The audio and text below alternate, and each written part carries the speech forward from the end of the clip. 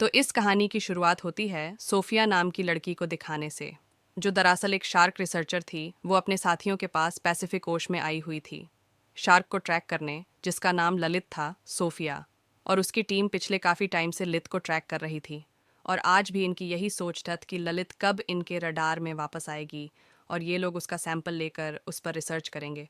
और फिर अचानक इन्हें रडार में ऐसे सिग्नल्स मिलने लगती हैं जैसे वो शार्कली लेथ इनके एरिया में आ रही है। इसीलिए टीम के 4 लोग, जिनमें सोफिया का हस्ब भी शामिल था, वो समंदर में कूद पड़े और ललित को ढूंढने लगते हैं। जहाँ तभी इन्हें एक वेल का बेबी दिखाई देता है, जो हालांकि था तो बच्चा ही, लेकिन उसका साइज बहुत बड़ा था। और डरा देने वाली बात यह थी कि वो बेबी वेल मरा हुआ था, जिसके जिस्म का आधा हिस्सा गायब था। अब ये लोग सोच रहे थे कि इस वेल का कातिल कौन हो सकता है, कि तभी इनके सामने वेल का खून ही आ ही जाता है। जी हाँ, वो और कोई नहीं, ललित ही थी, जो अब इनके सामने आ चुकी थी।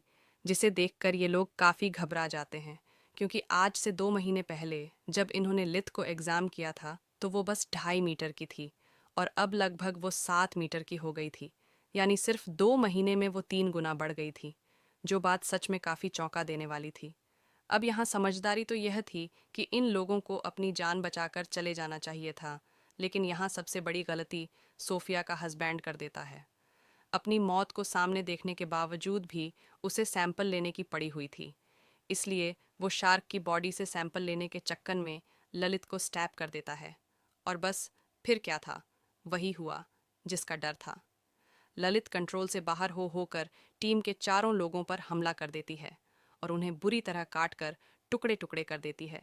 जबकि सोफिया और उसकी एक साथी कश्ती में, तो सोफिया भी ओशन में कूद जाती है, इस उम्मीद के साथ कि शायद कोई जिंदा बचा होगा।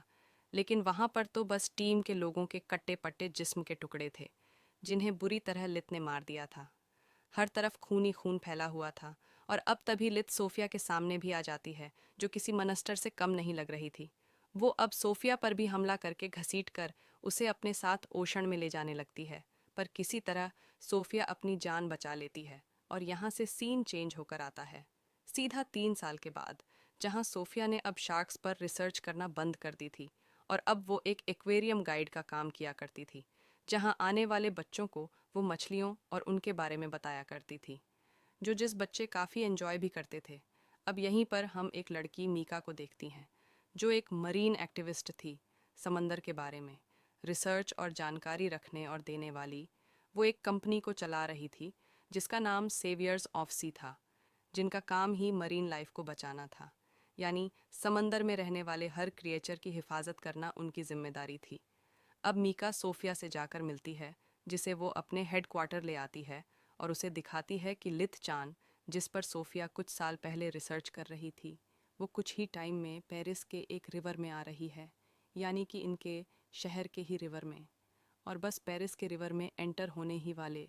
इसीलिए मीका यहाँ चाहती है कि सोफिया ललित को एग्जामिन करने में मैं उनकी मदद करें, जिस पर सोफिया कहती है कि ये कोई बड़ी बात नहीं है। अक्सर शार्क्स मौसम की बदलने की वजह से एक जगह से दूसरी जगह चली जाती हैं, और हाँ, पैसिफिक ओशन से रिवर में आना थोड़ा मुश्किल है। लीली तो क्या कोई भी शार्क रिवर के ताज़ा पानी में सरवाइव नहीं कर सकती, इसलिए वो यहाँ आने से पहले ही वापस लौट जाएगी। अब इस वजह के साथ साथ सोफिया का सदमे से भरा माज भी था, जो उसे शार्प्स पर एग्जामिन करने और उसे ट्राई करने से रोक रहा था। इसीलिए कुछ इस तरह की वजहें देखकर सोफिया वहाँ से चली जाती है। अब हम लड़कों को उसी सन रिवर के पास खड़ा देखते हैं, जिन्हें रिवर से 2 छोटे छोटे मिसाइल्स मिलते हैं। तब यहाँ पर पुलिस आकर सभी मिसाइल्स को इकट्ठा कर लेती है और सबको बताती है कि दूसरी जंग के बाद से इस रिवर में छोटे छोटे मिसाइल्स और उनके शेल्स मिलती रहती हैं, इसलिए डरने वाली कोई बात नहीं है। अब रात के टाइम मीका अपने एक दोस्त के साथ सन रिवर में आती है, जो यहाँ हुई कार एक्सीडेंट की जांच करने आए थे। पर असल में वो तो ये एग्जामिन करने आई थी कि क्या ललित इस रिवर में आ गई है। इसीलिए मीका की दोस्त रिवर में कूद जाती है, जहाँ वो शार्क की बड़े बड़े पंजों के निशान देखती है। पर तभी यहाँ पुलिस भी आ गई थी इन दोनों को पकड़ने के लिए, क्योंकि इस तरह किसी भी केस की इन्वेस्टिगेशन करना गैर कानूनी था। इसीलिए पुलिस मिका को पकड़ लेती है, जबकि उसकी दोस्त किसी तरह वहाँ से भाग निकलती है। अब हम सोफिया को देखते हैं, जो अब निलित को ट्रैक कर पा रही थी, और उसे पता चलता है कि हाँ, निलित सन रिवर में आ चुकी है। अगली सुबह पुलिस उस आदमी की लाश रिवर से निकालती है जिसकी कल रात कार एक्सीडेंट में मौत हो गई थी। अब लाश की हालत भी देखकर सब लोग काफ़ी डर जाते हैं। क्यों? क्योंकि उसकी लाश का आधा हिस्सा गायब था। उसे देखने से साफ लग रहा था जैसे किसी बड़े से जानवर ने इसकी लाश को खाया है। अब यहाँ रिवर के बाहर ऑफिसर्स के साथ सोफिया और मेका भी थे और सोफिया साफ लफ्ज़ों में उन्हें बता देती है कि यह काम और किसी का नहीं बल्कि निलित का ही है और अब हमें शार्क को रोकना होगा अगर हम चाहते हैं कि लोग इस तरह शार्क के हाथों ना मर। पर यहाँ मीका इस बात को गलत अंदाज में कुछ यूं समझ लेती है कि अगर हम चाहते हैं कि शार्क लोगों को ना मारे तो हमें शार्क को मारना होगा। उसे लग रहा था कि सर्स सोफिया के साथ मिलकर शार्क को मार देंगे, तो बस इसीलिए वो शार्क को बचाने के काम पर लग जाती है, क्योंकि जाहिर है वो मरीन सेवियर है, समुद्री क्रिएचर को बचाने वाली, तो इसीलिए वो ऐसा कर रही। पर सोचने वाली बात तो ये गलत ही है कि एक शार्क लोगों को मार रही है लेकिन वो उसे बचाना चाहती है। एफ अगले दिन ऑफिसर्स और सोफिया सन रिवर में आ जाते हैं। उनका प्लान था कि वो रिवर में जाकर सीधा शार्क को पकड़ लेंगे। तब सोफिया शार्क को ट्रैक करने में उनकी मदद कर रही थी। सब कुछ ठीक ही चल रहा था। वो लोग शार्क को देखने ही वाले थे, लेकिन मीका यहाँ बहुत बड़ी गड़बड़ कर देती है। वो अपने हैकर दोस्त की मदद से सोफिया के ट्रैकर के सिग्नल्स को ख़राब कर देती है, जिससे कि अभी लोग शार्क को ट्रैक नहीं कर पाते। और इससे जाहिर है उन ऑफिसर्स के लिए बहुत बड़ा खतरा आ गया था जो रिवर में गए थे। पर लीत उस तरफ नहीं जाती और अपना रोड बदल लेती है, जिससे ऑफिसर्स को अपनी जान बचाने का मौका मिल जाता है और वो सही सलामत बाहर आ जाते हैं। पर यह काफ़ी सीरियस कंडीशन बन जाती है कि शहर के बीचों बीच सनरेवल में मंस्टर शार्क घूम रही है। इसलिए ऑफिसर्स ये बात जाकर मेयर को बता देती। तब मेयर परेशान होते हुए कहती है कि कैसे भी करके उशार को रोकना होगा, क्योंकि कुछ दिन बाद उसी सन रिवर पर एक बहुत बड़ा इवेंट होने वाला है जिसे वो किसी भी सूरत में कैंसिल नहीं कर सकती। इसलिए ऑफिसर्स लित को रोकने के बारे में सोचने लगते हैं, जबकि मीका एक वीडियो बनाती है और उसे खुफिया तौर पर कई सारे मरीन एक्टिविस्ट के पास भेज देती है। लिलित शार्क के बारे में बताते हुए कहती है कि गवर्नमेंट उसे और उस जैसे और भी शार्क्स को मारना चाहती है, इसीलिए हमें आगे आना होगा और इन्हें बचाना होगा। बेशक ये शार्क्स हम लोगों को खाए क्यों ना जाए। फिर वह कहती है कि इसके लिए आज रात हमें पेरिस के कैटाकोम में आना होगा। कैटाकोम दरअसल पेरिस के नीचे बनाई गई एक टनल सुरंग है जो पूरे पेरिस के नीचे फैली हुई है। अब मिकाम अपना पूरा प्लान अपने साथियों को बता तो देती है, लेकिन उससे पहले ही उसकी एक दोस्त पुलिस के पास पहुंच गई। उन्हें इस खुफिया प्लान के बारे में सब कुछ बता देती है, जहां उन लोगों को पता चला कि इस टाइम शार्क पेरिस के कैटाकोम में ही है। फिर जैसे ही रात हुई, मिका उन मरीन एक्टिविस्ट के साथ कैटाकोम आ जाती है, जहां सोफिया और ऑफिसर्स भी आ गई थे, क्योंकि उन्हें भी मीका के प्लान के बारे में पता चल गया था। यहाँ ऑफिसर्स और एक्टिविस्ट के बीच बहस होने लगी, जहाँ तभी मीका कटाक रिवर में कूद जाती है, क्योंकि वो ये दिखाना चाहती थी कि शार्क्स इंसानों के लिए ख़तरनाक नहीं है। और फिर तभी वहाँ एक शार्क आ जाती है जो रिलेट तो नहीं थी, जिसके साथ वहाँ और भी कई सारी शार्क्स आ जाती हैं। और बस फिर क्या था, शार्क ये साबित करती है कि सच में शार्क्स इंसानों के लिए बहुत ख़तरनाक है और इंसानों को तो नहीं छोड़ती। वो मेका पर बुरी तरह हमला कर देती है और उसे बहुत बुरी मौत देती है, यानी उसके जिस्म के टुकड़े टुकड़े हो जाते हैं, जो देखकर सारे मरीन एक्टिविस्ट घबराते हुए इधर उधर भागने लगती हैं और उनका फजूल सा जो प्लान था मरीन की लाइफ को बचाने का, वो पूरी तरह तबाह हो गया था, क्योंकि उन्हें एहसास हो गया था कि हर चीज़, भले ही वो कोई जानवर ही क्यों ना हो, बचाने वाला नहीं होता।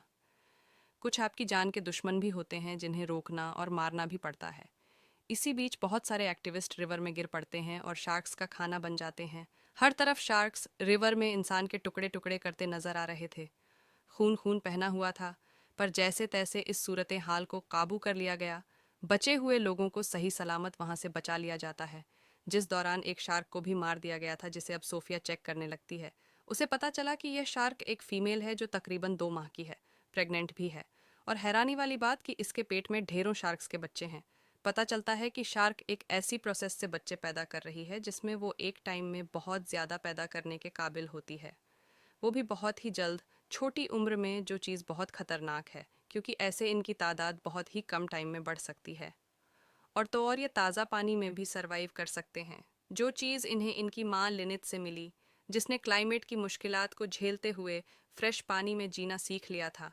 ये लोग अंदाज़ा लगा लेते हैं कि ये शार्क्स हज़ारों की तादाद में हो सकते हैं जो सारे कैटाकोम में रह रहे होंगे। इसलिए वो फैसला करते हैं कि हम कैटाकोम में धमाके करेंगे जिससे सभी शार्क्स वहीं मारे जाएंगे। अब अगले दिन वो स्विमिंग इवेंट आ जाता है जहां एक टाइम में बहुत सारे लोग रिवर में स्विमिंग करेंगे, तैरें, क्योंकि यह बात लोगों को नहीं बताई गई थी। मेयर को शार्क्स के आने का खतरा था, लेकिन वो इवेंट को अपने फायदे के लिए कैंसिल नहीं करती, बल्कि ऑफिसर्स और ट्रेन मरीन को रिवर में उतार दिया गया। वो निगरानी करने लगते हैं, जहां रिवर की एक साइड पर काफ़ी बड़ा जाल बांध दिया जाता है ताकि अगर कोई शार्क इस तरफ आए तो उसमें फंस जाए। जबकि सीनियर ऑफिसर सोफिया और अपने साथियों के साथ कैटाकम में आ गया था, क्योंकि वो वहाँ की मेन जगहों पर धमाके करने वाले थे। सब अपनी अपनी जगह पर पहुंच गई। सीनियर ऑफिसर और सोफिया एक साथ था। वहाँ अंधेरा था। जैसे सीनियर ऑफिसर ने फ्लैशलाइट ऑन की, हम बहुत ही ड्राउन सीन देखते हैं।